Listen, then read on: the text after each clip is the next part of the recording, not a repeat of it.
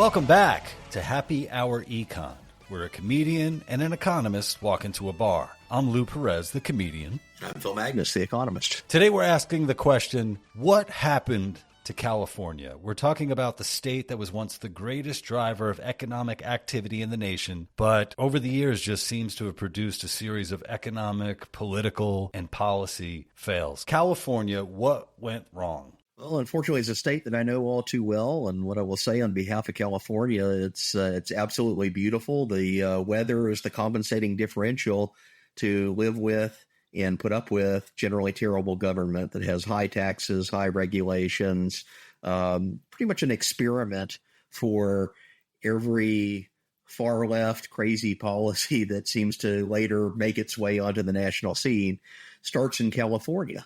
And as you know, it wasn't always that way. California was seen as the economic engine of the nation. It was the West of the United States, the vibrant area of the country that had moved away from and gotten beyond the reaches of Washington, D.C. and New York City and all the old control of the East.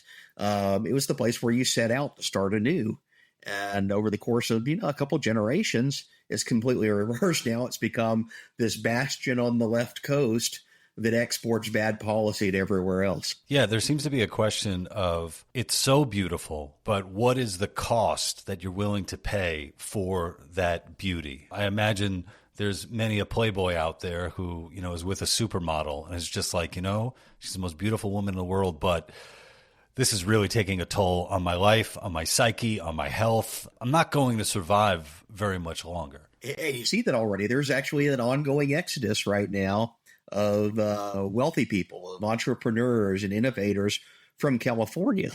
As recently as 15, 20 years ago, the Bay Area, the Silicon Valley engine was the center of the entire tech universe. Now it's moving to Texas. Now it's moving to other parts of the country because people are picking up their businesses and leaving, not because California ceased to be beautiful or not because California ceased to be an economic engine. It's still kind of sputtering along and actually doing reasonably well, but it's overtaxed and overregulated to the point that people are getting fed up with policies and they are seeking relocation elsewhere. They're voting with their feet. A number of people I know who were in California, like kind of not the early days because they're not 200 years old, but there was a time where it seems like California had a mix of, you had conservatives, you had liberals, and there was a point where you could actually have, say, like a conservative politician in the state. It doesn't seem like it's been that way for so long, which makes me wonder, is California able to turn around a lot of its bad policies being kind of a uniparty state? Because something that is continuously brought up is California's high-speed rail, which I would think by this point, people would say, hey, we've spent a lot of money. We don't have anything. Why don't we just scratch this whole thing and move on? But yet it still seems to be a policy that people are pushing. Yeah, it's the sunk cost fallacy overlaid with the idea that this is like an environmental utopia. This is a way to break free of the combustion engine in airplanes or something because trains are supposedly cleaner. They're mass transit. They're supposedly better for the environment. And yet, the main environmental impact of the California rail system is they keep doing all these studies to that extend the cost because every time they build an overpass, they have to make sure there's not an endangered snail or something that lives there. There are environmental impact studies. There are cronyism contingents that have gotten involved in some of the contracts.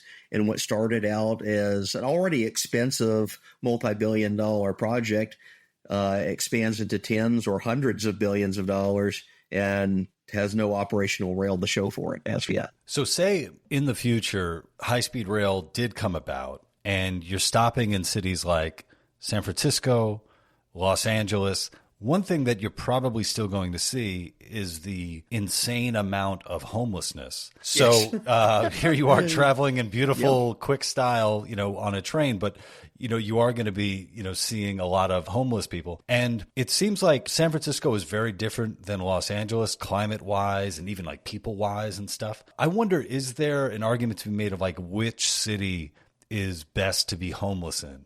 Like, is it better to be homeless in San Francisco, NoCal, or in SoCal, LA?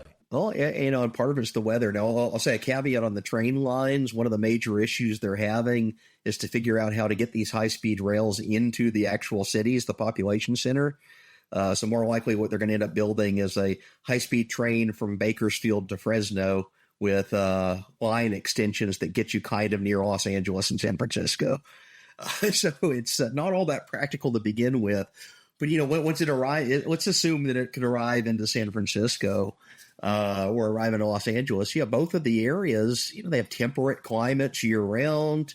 The weather is never too hot or never too cold. It's a very livable place, including livable in the sense if you want to reside in a tent city outdoors.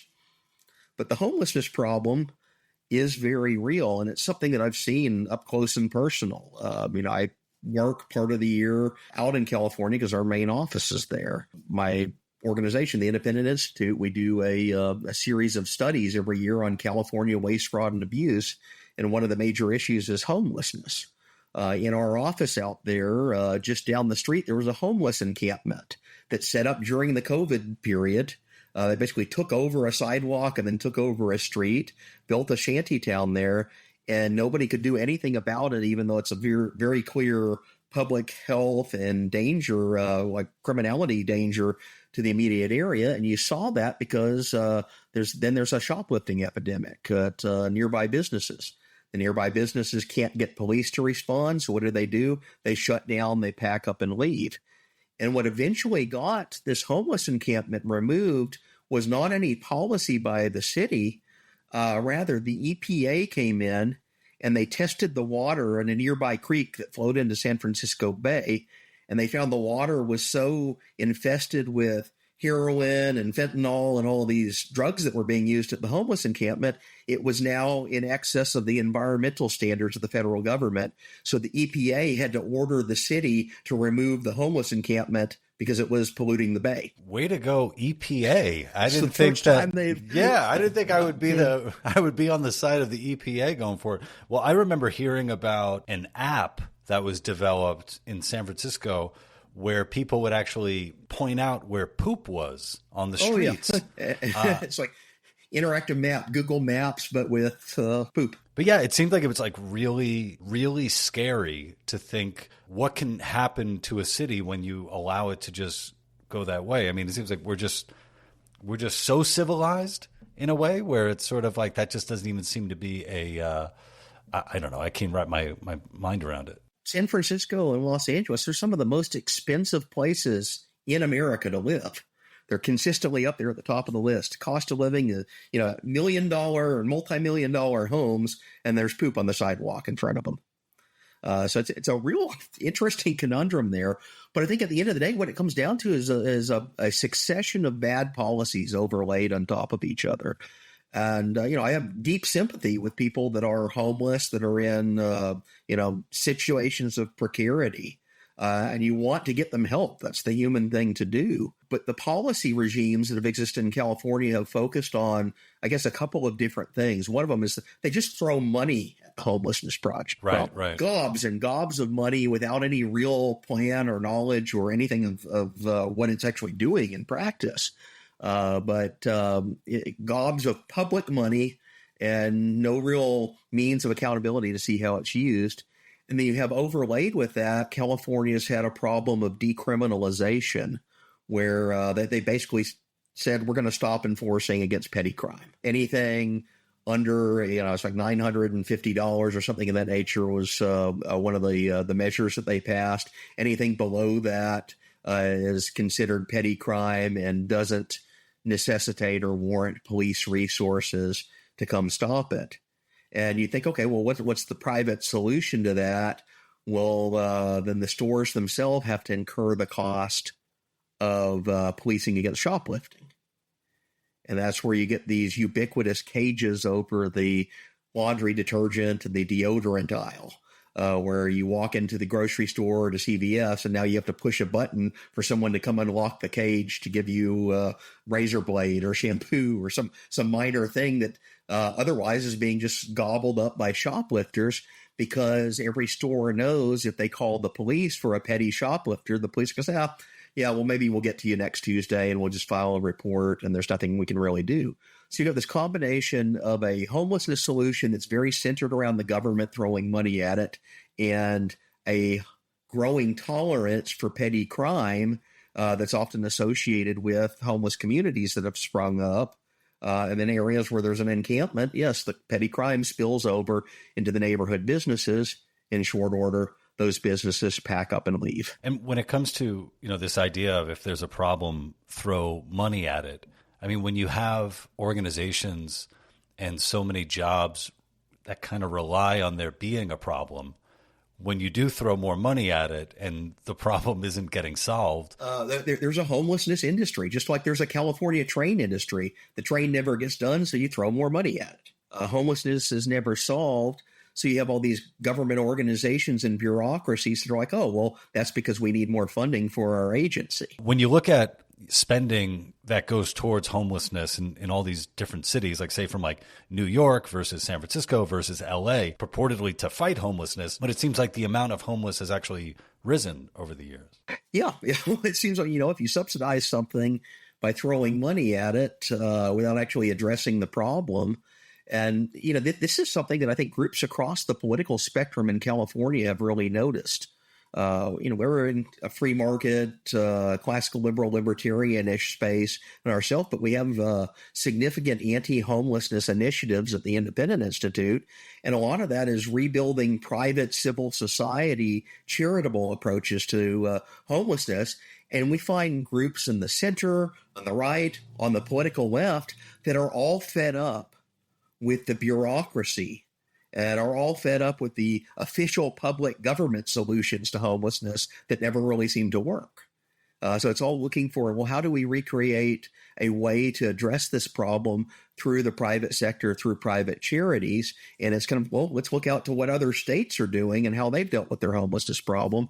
And a lot of it's focusing on rehabilitating people or giving them a private shelter or a private solution where they can get back on their feet rather than putting them in the homelessness lifestyle managed by a California state or city bureaucracy. Yeah, I believe it was Michael Schellenberger. He wrote a book called San Francisco. In addition to the book, he was doing a lot of interviews with homeless people in San Francisco.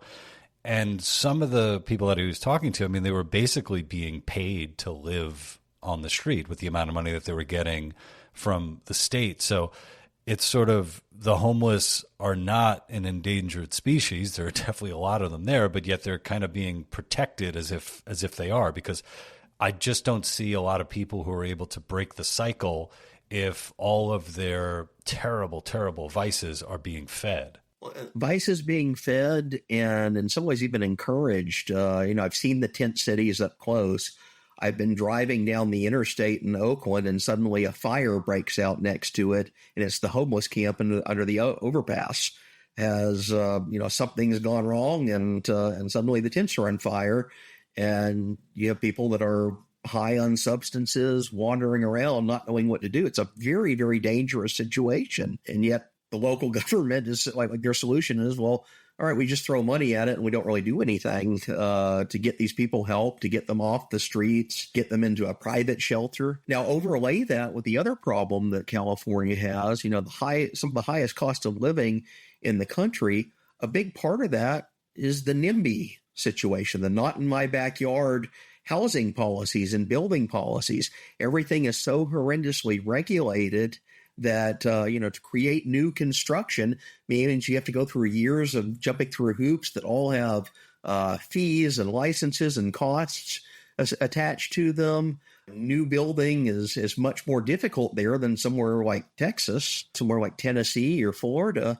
And as a result, you find people that are leaving the area because just the housing costs are so high. And the bureaucracy to do anything is so interminable. It's basically given the government a stake in any and every example of land use that you could possibly do. Yeah, and I've seen some things too when you look at the pricing for building new housing or, housing for homeless. and you look at the price per unit, and sometimes you're looking at like $500,000 per unit. And it's like, wait a minute, $500,000. Okay, you could buy them a condo in Florida. And that would be very upsetting to the people of Florida. Something that I came across on X, someone was talking about the homeless problem in Los Angeles, and somebody had filmed basically them riding through the streets of Los Angeles, and it looked like, a shanty town worse than a shanty town from years and years ago. And that video, the copy that went along with it said, "This is what Democratic Socialists of America governance delivers." And someone responded to that, a writer for the shows New Girl, BoJack Horseman, and Blackish, some of those shows who I've really enjoyed. And he said in response, "LA looks like this because we give the cops $3 billion a year." And I was trying to figure out, wait a minute, the reason why LA has this, staggering homeless problem is because police are given $3 billion a year. And what do you make of that? Can you make heads or tails of that? Well, I think this really taps into, you remember a few years back, we had the defund the police movement that really erupted on the far left. And I think this was a seizure of a very real problem that existed. Yes, there were police abuses, and we had some very prominent instances of that, of, cops being caught on camera beating a guy in a traffic stop. The original one was the Rodney King one. That was in California. And this is a periodic way, but some of the policy responses to that, they're not, well, let's reform how police conduct themselves and change some of the standards of evidence or make it easier to prosecute bad cops that do go over the line. The answer to that has been, well, we need to eliminate police entirely. And one of the things that grew out of that was this proposition in California to push to decriminalize petty crime. You decriminalize petty crime as a backdoor means of defunding the police. Well, then suddenly the police are not there when the convenience store on the corner is getting ransacked at 3 a.m. by a wave of shoplifters. Something that actually happened in Oakland a couple years ago, and it went like a big national news story. The video of this mob descending on a poor gas station owner and just taking all his stuff, and the police are, we'll send someone out in 3 hours and we'll give you a report on it. Ends up the gas station shuts down. So a succession of these types of things. And it got even so bad especially after COVID, some of this really took off. I remember California was a huge lockdown state, so you're overlaying another bad policy in all of this. But there was a backlash, especially in the Bay Area, where the voters, these are Democratic-leaning, left-leaning areas, actually voted to recall their county and local prosecutors. And threw out some of these decriminalized crime style politicians and just brought back in kind of left of center, certainly, but they're like, oh, we actually believe that police should stop shoplifting. So you've had a voter backlash that even in the last 2 years that has started to turn the corner on that because it just got so bad. I think what that person wrote is kind of also an example of a meme that I've been seeing around where you have these images of the homeless on the street and people are saying, no, this is capitalism. This is happening under capitalism. To which I always respond, well, why aren't the capitalists basically plowing up these tent cities and getting rid of them? That would be the capitalist response to, hey, you're on private property, get out of here. Well, it turns out the tent cities are on public property. Right. They're on right-of-ways and easements and highway overpasses and things like that. It's a classic commons problem. It's, everyone owns it because it's the public and therefore no one owns it, especially when you decriminalize any means of, bringing at least some semblance of order to what's going on in some of these cities. And they end up becoming kind of these lawless areas of just rampant petty criminality. There's often drug infestations, just as we saw with the EPA case, draining into San Francisco Bay. So it's really like a public failure that's being blamed on the private sector. And meanwhile, the private sector is saying, well, how can we reconstitute civil society and solve this through charity and through philanthropy and through private options that are currently being impeded by the fact that the public, the government, has cornered this market and it's crowded out private philanthropy. We know this is a long-standing economic principle. It was observed by Alexis de Tocqueville over 200 years ago when he looked at the Popper laws, essentially the early welfare system that was emerging in Europe. And he noticed that what this does is it actually crowds out private charity and does a worse job at addressing the problem than what previous private actors would have done, because there's no longer a personal stake or motive in why relief is being pursued. Now it's just we take money from the tax-paying public and expend it on a giant bureaucracy that does more to perpetuate itself than actually solve the problem. And I guess there's that question of, if you do move the homeless out, as California did before Xi from China paid his visit. Premier Xi visited the Bay Area. And it's the first time that the poop had been cleared up in years. Yeah, and I don't know where those homeless people were put, but they were no longer on the street, at least for a little bit. And then it comes back. I've seen a lot of people comment that you can't basically incarcerate your way out of the homeless situation. But I think that raises the question of, when it comes to a cost benefit analysis, what is the cheaper solution? Is it putting homeless people in jail, in prison, versus that $500,000 studio apartment? Right. Or, again, it speaks to the benefit of the private sector. If you would get the government out of the way and allow charitable homeless shelters to be set up, I'm certain they could be run. In fact, I know some evidence that they can be run at a tiny fraction of the cost of the public welfare bureaucracy that is purporting to solve this problem and not really doing anything. Again, but then you have the NIMBYism. You want to set up a private homeless shelter or a facility or a rehab institution. Well, all the neighbors now suddenly come out and they have a veto. We don't want that in our neighborhood. So we have the poop on the street, but we can't have a shelter next to us because those are the wrong type of people. So it ends up kind of like devolving to the path of least resistance, which is the tent city on the public land. Yeah, and I think a lot of charitable organizations, privately run, they have rules that you have to abide by in order to stay there. And, one of those rules is most likely, if you're someone who is a drug user, you can't use drugs. Use on the site, yeah. And there's actual enforcement. If you engage in criminality or violence at a shelter, you're at minimum going to be expelled. And if the police are enforcing, they'll be called. If you attack somebody, crime is actually enforced against. So again, it's property rights go well with internalizing these enforcement mechanisms.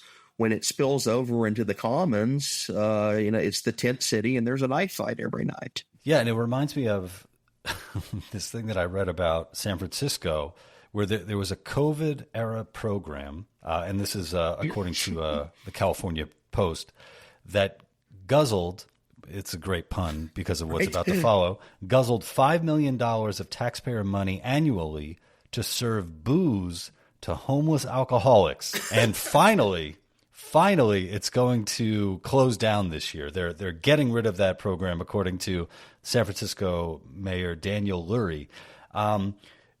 So the program went on for about 6 years, and that's a lot of booze. It's millions of dollars worth of booze. Yeah. So I can't even, I've never written a request for a grant.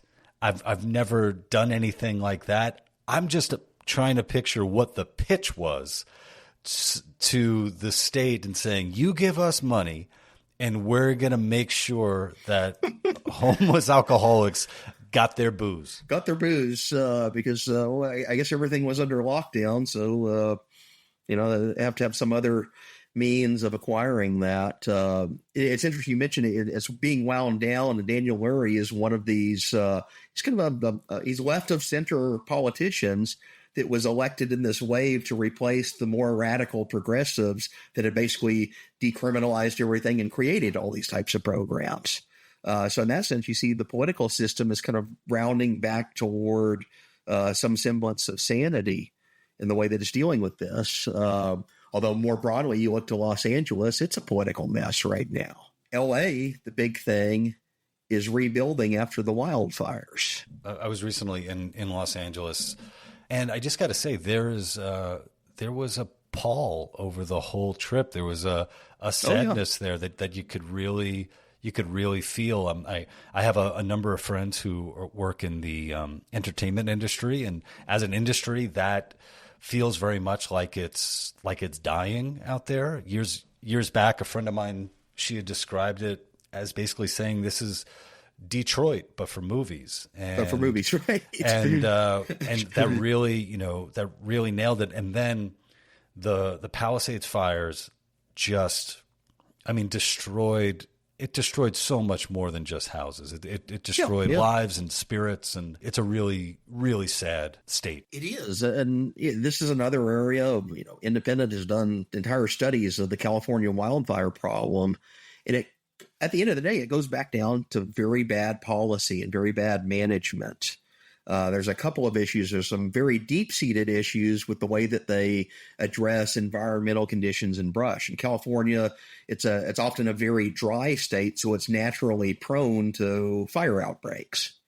And there are a couple of different ways you can deal with this. The historic ways, you clear out the underbrush, and that limits its ability to spread. But if everything has to be natural and there's an endangered snail or something, then you can't touch the area around where a natural forest is. Well, the underbrush grows up and a spark is lit, and then it's much more devastating. So you have issues there. There are water management issues. We saw in the Palisades fire, one of the more infamous incidents for that is they had an entire reservoir that had been offline for years that could have potentially been used to, fuel or feed the hydrants, or they bring in these aircraft that scoop up water and then they dump it over. So there are all sorts of things that can be done on an improvised basis to stop one of these fires when it breaks out. But that only works if your reservoir is in commission. And I think this was more of a metaphor that, water management in California has been a problem for decades. And the solution that the state has incentivized is, we must do the environmental thing. We need low-flow shower heads and toilets that you have to flush 6 times just to make them work, and all that type of regulation to limit water use. Whereas the infrastructure, updating reservoirs, refilling the reservoirs that we have, keeping them in functional order, that has been neglected. There's really bad laws and regulations in place on new water source acquisition and requirement, because everything's governed by environmental conservationism and protection rather than actually facilitating a need for the reservoir. And what I mentioned on this, there are a few things that are more environmentally destructive than the entire forest burning down.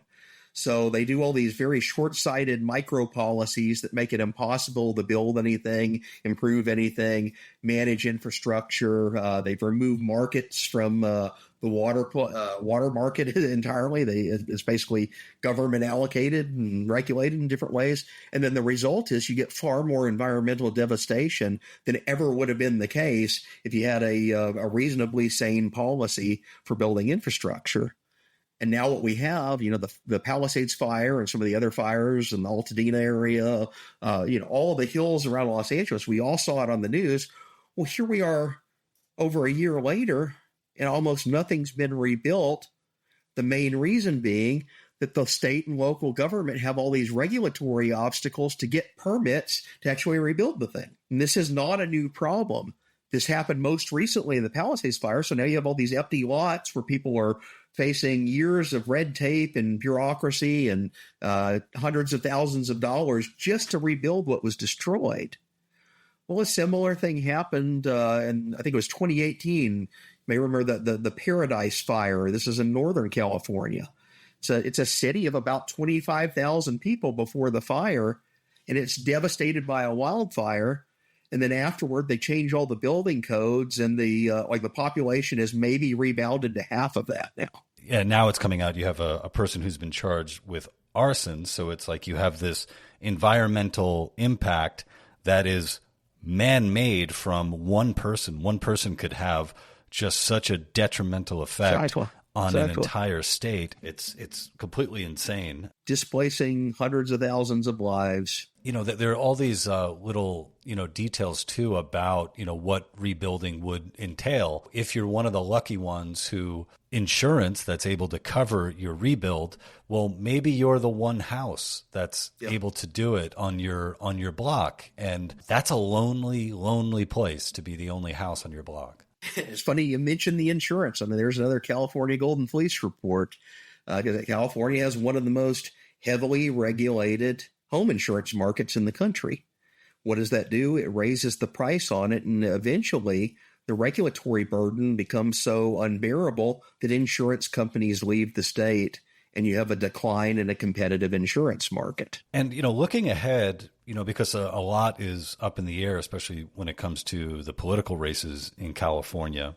One candidate for governor is Mr. Steyer, who the last time he ran for president, he spent I believe it was $250 million, or if you break this out, about $1,900 per every vote he received. And I'm not saying that those people were paid, although no, just the volume of ads and consultants and everything that he's dumping money into. We should do an episode on whether I could actually get paid for my vote, because $1,900 sounds pretty good to take part in a democracy. So he's a billionaire, and he happens to be a very special billionaire because he seems to be one of the billionaires that the Democratic Socialists actually like. Yeah. As far as plans for the future, I mean, is California going to stay on the same track with, other, politicians like this, or is there real change that could be made? That's the great question. Have they hit rock bottom yet on some of these terrible policies? As I mentioned, so in the last election cycle, 2024, I think they kind of did in some of the Bay Area cities, or San Francisco and Oakland. They all threw out some of these really, really far left-wing Democratic Socialist type candidates, just because people got so fed up with crime becoming rampant and not being enforced. So there are areas of backlash. Another one you see in the Los Angeles area, and this kind of fits with the LA, is the Detroit version of the movie industry. So there's a mayor's race going on right now, and one of the big issues has been all the obstacles to rebuilding after the Palisades fire and some of the other fires in the area. And one of the guys that's running, I don't know what his chances are, but he's certainly making media scenes, is this character by the name of Spencer Pratt, who was affected by the fires and kind of made this his campaign thing. And I asked, well, who's Spencer Pratt? You don't remember, there's this 2000s era reality TV show called The Hills. And Spencer Pratt was like the boyfriend that everybody hated, this guy that was wandering around there, and California dude bro that all the viewers thought was annoying. Well, he's grown up now, and he's, he made his money, I guess, on reality TV, but he's affected by the fires, and he's made this his cause. It's like, why can't we do anything functional to rebuild after the fires? And you've seen other celebrities that are doing this, because that was one of the weird things about the Palisades fire. Even though there were normal suburban neighborhoods that are also affected in that wave of fires in very pronounced ways, this was the one that also touched the ritzy area, the billionaire estates overlooking the ocean in Pacific Palisades. And it's kind of like, wait a minute, people that had been able to insulate themselves from the crazy of California politics are suddenly now affected by it. Not only are they affected by it, they can't rebuild their home because there's a 5-year waiting period to get a permit. And that permit adds hundreds of thousands of dollars to the process of just starting the rebuilding. I've heard a lot of criticism of Spencer Pratt as a candidate. People saying, "Oh, do you really want a reality star, to be your mayor?" And I was just thinking, like, look, we have a reality star as a president, but also out of all the places in the world that a reality star kind of should be represented in government, I would think it's Los Angeles. Probably Los Angeles. I mean, if we're going to do that, but we're not campaigning for anyone here. Obviously, with California, there's a lot to talk about. We can't fit it all into this episode, so please tune in next week when we will continue to discuss this novel idea of tax the rich and more epic failures that originated and continue in the great state of California. This has been Happy Hour Econ. See you next week.